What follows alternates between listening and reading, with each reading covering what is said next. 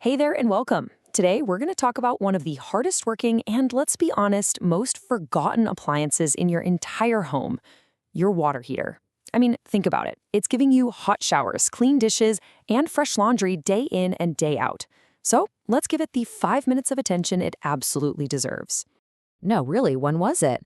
If you're like most of us, the answer is probably, never? Or maybe it was that one time it started making a really weird noise. We just kind of expect it to work, right? Tucked away in a closet or down in the basement. But just ignoring it can be a huge mistake. And that's the whole problem, isn't it? Out of sight, out of mind.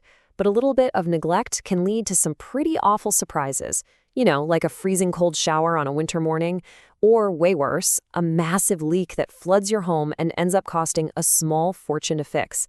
The good news, preventing all that is way easier than you think. Okay, let's get into it. The biggest threats to your water heater aren't things you're going to see on the outside. Nope, the real trouble is what's building up silently on the inside, just quietly eating away at its efficiency and its lifespan. So let's break down these invisible villains. First, you've got sediment. This is just gunk from your water supply that settles at the bottom of the tank, basically forcing your heater to work overtime. Then there's internal corrosion. Yep, rust that can literally eat right through the tank. You've also got the potential for dangerous pressure buildup and, of course, those sneaky little leaks that can turn into a huge disaster. But don't you worry, here's your first line of defense, and it is super, super simple.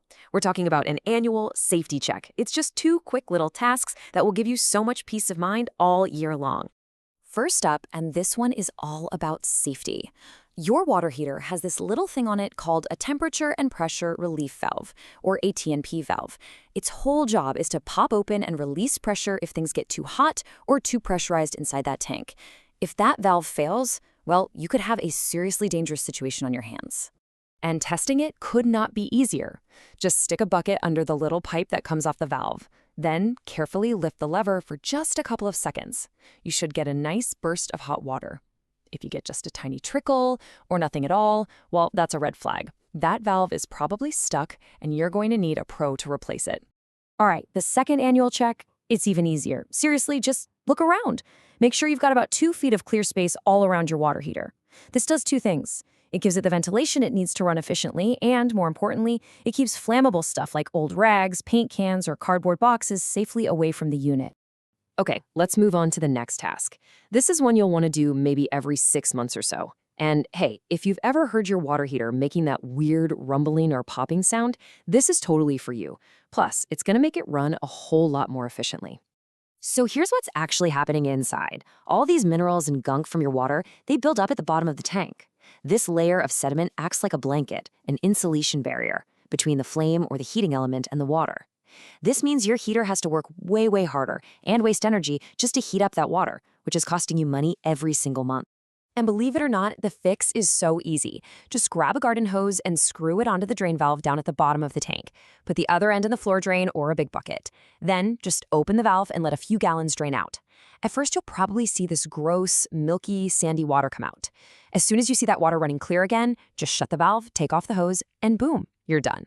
All right, so we've covered safety and we've covered efficiency. Now, let's talk about making this thing actually last. There is one little part inside your tank that is designed to sacrifice itself to save the entire unit from rusting into oblivion. It's called the anode rod, and you can think of it like a magnet for rust. See, water has all these corrosive elements that just love to eat away at steel. But this rod is made of a metal that's even more attractive to all that nasty stuff. So the corrosion attacks the rod instead of your tank. It literally sacrifices itself to save your heater. It's pretty cool, actually. Now, because this rod is literally getting eaten away over time, it needs to be checked and eventually replaced. A really good rule of thumb is to have it inspected for the first time after about 3 years, and then check on it every year or 2 after that. A fresh anode rod can be a total game changer. We're talking about maybe even doubling the life of your water heater. That is huge. So all this talk about checking valves and flushing tanks, it brings up a really, really important question. What can you actually do yourself, and when should you just stop and call a professional plumber? Knowing the difference is key. Okay, so look at it this way. The tasks on the left, testing that TNP valve, flushing out the sediment, just doing a quick visual check for leaks, and keeping the area clear. Those are all fantastic DIY jobs for most homeowners. But everything on the right side of this list, that's a job for a pro.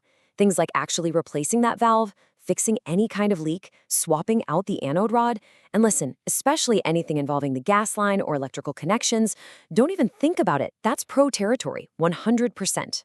So what's the reward for spending, 5 or 10 minutes on this every now and then? Well, it's a lot, actually. You get a water heater that lasts way longer. It runs more efficiently, which saves you real money on your bills. You get way fewer surprise breakdowns, and honestly, the peace of mind you get from knowing you're not going to wake up to a cold shower or a flooded basement, you can't put a price on that. At the end of the day, a tiny bit of proactive care goes such a long way. Which kind of leaves us with one final thought. Now that you're a pro at checking your water heater, what other hardworking, forgotten appliance in your home could use a quick 5-minute health check? Something to think about. Thanks for watching.